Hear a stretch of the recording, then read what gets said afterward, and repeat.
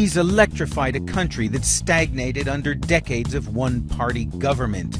Many Egyptians look to Nobel Peace Prize laureate Mohamed ElBaradei as the man who will lead their country into a new era of democracy after 3 decades of Hosni Mubarak's authoritarian rule. Despite their great expectations, Mohamed ElBaradei, a distinguished former UN official, is more familiar with the decorum of diplomacy than the noisy, chaotic, and sometimes dangerous world of Egyptian politics. I didn't tell them I'm coming to lead. I told them I'm coming to lend a hand.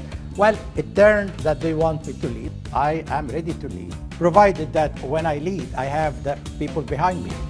This week on African Voices, Mohamed ElBaradei, the man who reluctantly would be Egypt's savior.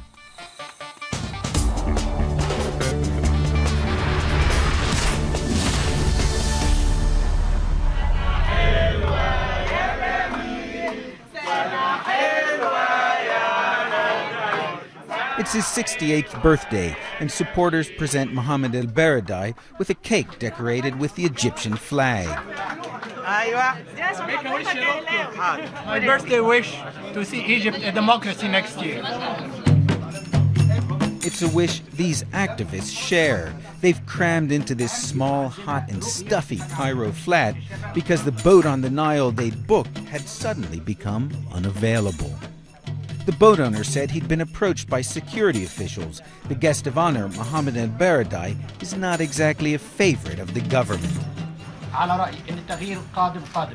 Change is coming, he tells them. There's no doubt, but it's linked to how quickly we move as a people. After brief remarks, the floor is open to questions. Though they're mostly statements, it's all about change, an oft-repeated phrase in Egypt these days.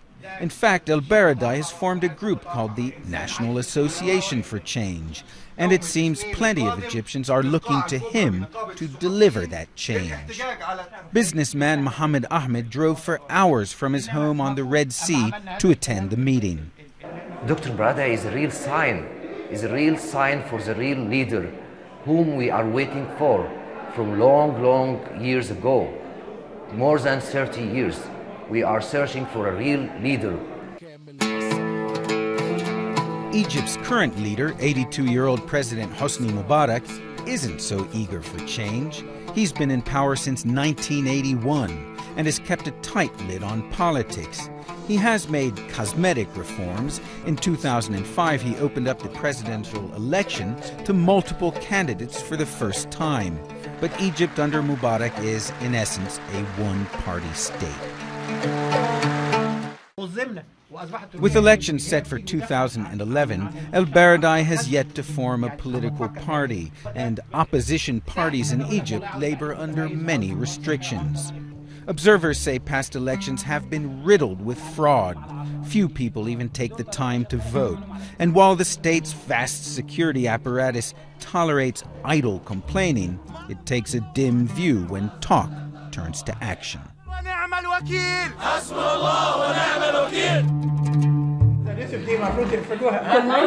For now, the action around ElBaradei is largely limited to private gatherings like this one at his home in suburban Cairo with a group called Women for Change.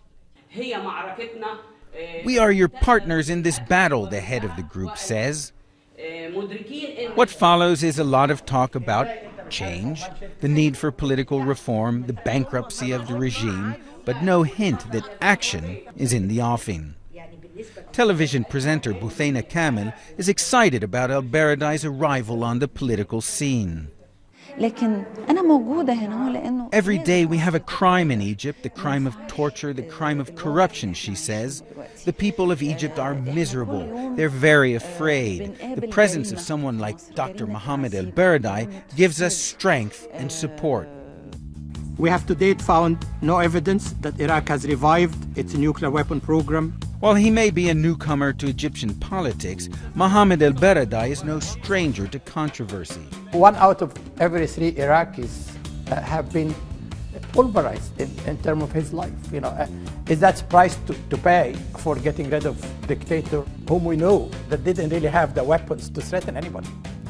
Up next, how the diplomat went head-to-head with the Bush administration over Iraq.